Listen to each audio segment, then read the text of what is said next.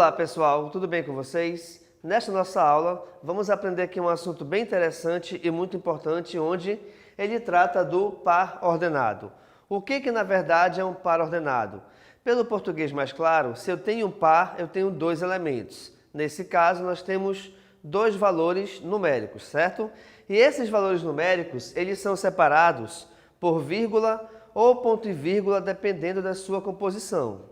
Além disso, eles são separados também, são inclusos, aliás, dentro de dois parênteses, tá bom? Então nós temos aqui o seguinte: quando a gente vai pegar o par ordenado e associá-lo a um ponto P qualquer, esse par ordenado possui duas nomenclaturas bem interessantes. Uma delas é a abscissa, a outra delas é a ordenada. Como é que a gente faz para identificar o que é abscissa e o que é ordenada? Simples. Nós temos aqui essa figura aqui embaixo, onde essa figura ela nos representa um elemento chamado plano cartesiano. O que é o plano cartesiano? Na verdade, são essas duas retas que elas estão se cruzando, certo? De forma perpendicular. O que isso quer dizer? Quer dizer que, ao se cruzarem, elas formam 90 graus entre si. E aí, pessoal, nós temos dois eixos. O eixo da horizontal, ele é chamado de eixo X, mas o seu nome é eixo das abscissas, como está aqui do lado. O eixo Y, que é o eixo vertical, é também chamado de eixo das ordenadas.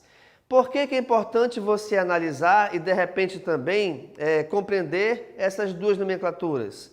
Porque você pode ter, de repente, numa leitura, ou até mesmo na cobrança de uma atividade, você pode ter, de repente, lá, dizendo que o ponto pertence ao eixo X, ou, de repente, o ponto pertence ao eixo das abscissas.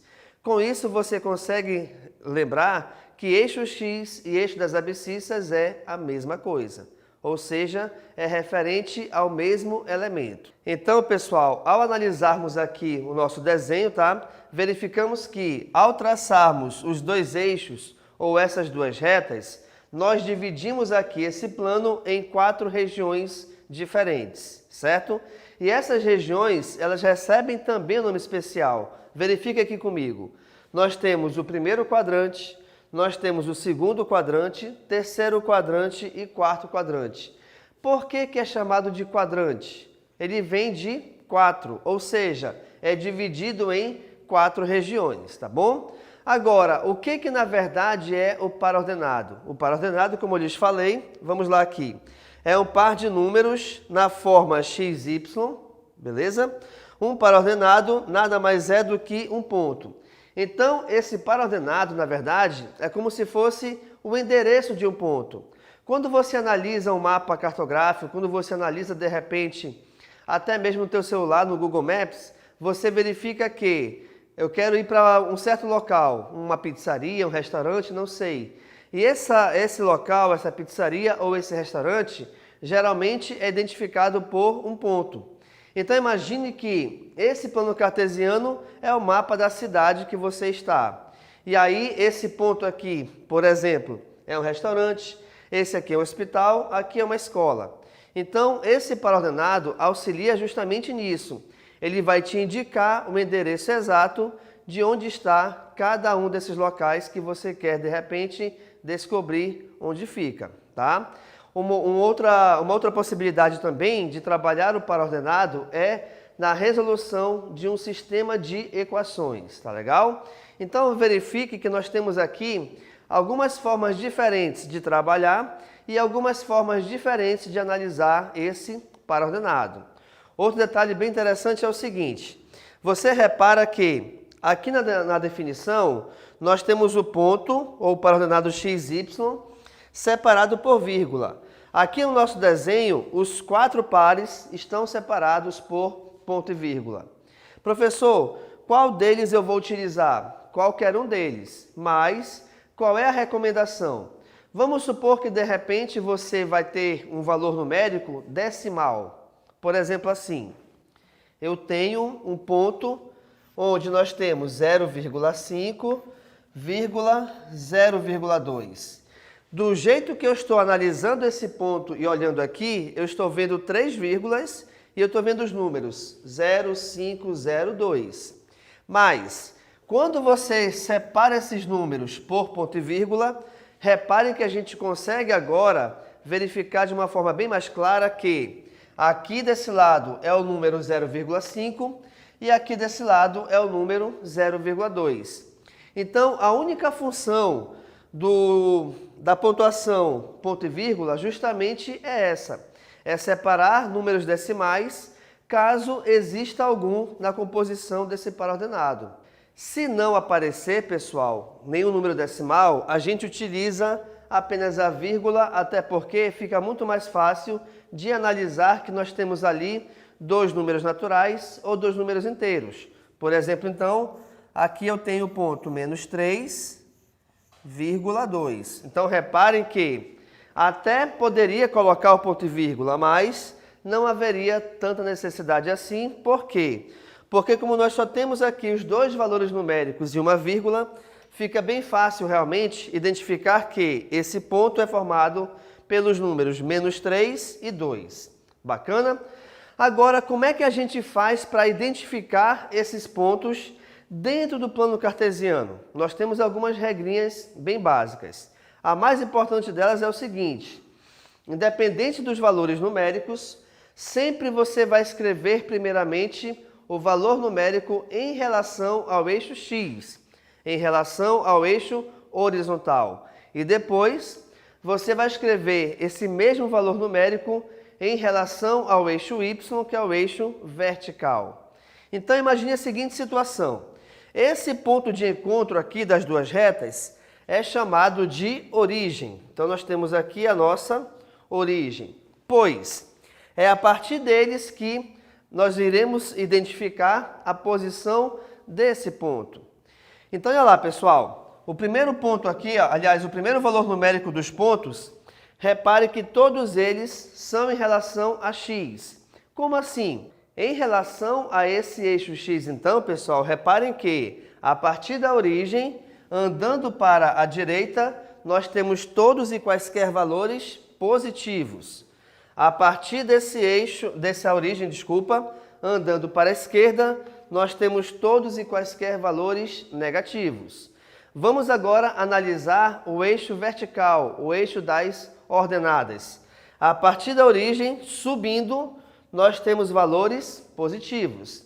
A partir dessa origem, descendo, eu tenho valores negativos.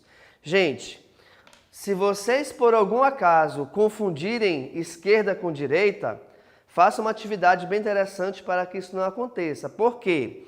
Porque se você confundir a posição aqui dos eixos, você com toda certeza irá errar a sua questão ou irá confundir a posição do número. Então imagina que você vai encontrar um amigo, olha, tu vem aqui no ponto menos 5 e 2. Aí tu coloca menos 5 para cá e 2 para cá. Já está errado. O cara já vai para outro caminho totalmente diferente, tá? Então, muito cuidado em relação a isso. A análise dos sinais em relação a cada um desses seus eixos. E aí, olha só, outra coisa muitíssimo importante. Todo e qualquer ponto pertencente ao primeiro quadrante, ele é positivo para x e positivo para y. Ou seja, eu poderia ter aqui o ponto 3 e 2, por exemplo. Repare que os valores são positivos para x e positivos para y. Até porque esse quadrante são os valores que estão à direita da origem e acima dela, tá bom? Todos e quaisquer pontos pertencentes ao segundo quadrante têm a seguinte composição: negativo para x e positivo para y. Por exemplo, então, eu poderia ter o ponto menos 3 e 2. É fácil analisar isso pelo seguinte motivo. A partir da origem, à esquerda dela, nós temos valores negativos. A partir da origem, acima dela, nós temos valores positivos. E essa região é a região que compõe o segundo quadrante. Perfeito? Terceiro quadrante já é o contrário. Eu tenho valores negativos para x e valores negativos para y. Então, analise o seguinte. Aqui eu poderia ter o seguinte ponto, ó.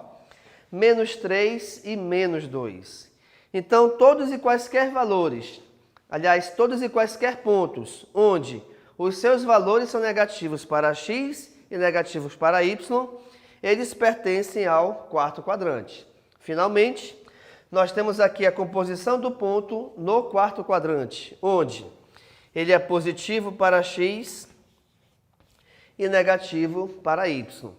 Uma análise bem rápida e bacana de você verificar se o que você está fazendo é correto é você analisar esses pontos, ou esses sinais, na verdade, na diagonal.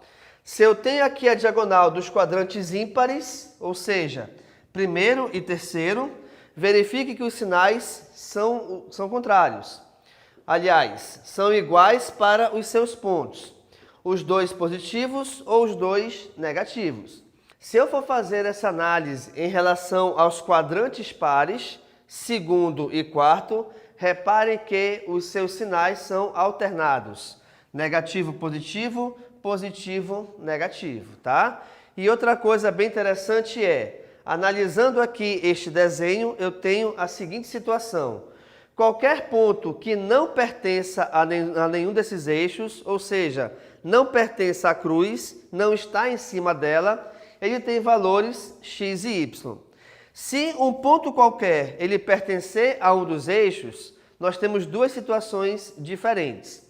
Se ele pertence ao eixo y, que é o eixo das ordenadas, que é o vertical, ele tem valor igual a 0 para x e qualquer valor que seja para y. Assim como também, se esse ponto ele pertence ao eixo horizontal, que nesse caso é o eixo x, o que acontece? O seu valor para y é igual a 0. E o valor para x, ele pode assumir qualquer valor numérico. Aqui eu coloquei x positivo, até porque esse ponto ele está à direita da origem. Se tivesse à esquerda, seria o ponto menos x e 0. A mesma ideia a gente utiliza aqui para o ponto P, 0y. 0y, pois ele está acima da origem. Se estivesse abaixo dela, seria 0i menos y. Ok, pessoal? Então, nesta nossa aula, nós aprendemos como identificar a composição de um par ordenado e também a sua localização no plano cartesiano. Lembrando que par ordenado possui dois valores. Um em relação a x, que é o eixo das abscissas, e o outro em relação a y, que é o eixo das ordenadas. E aí também eu te mostrei como esse plano cartesiano ele é separado em quadrantes e como a gente consegue identificar cada quadrante em relação à composição dos sinais dos seus elementos. Ok? Então, muito obrigado e tchau.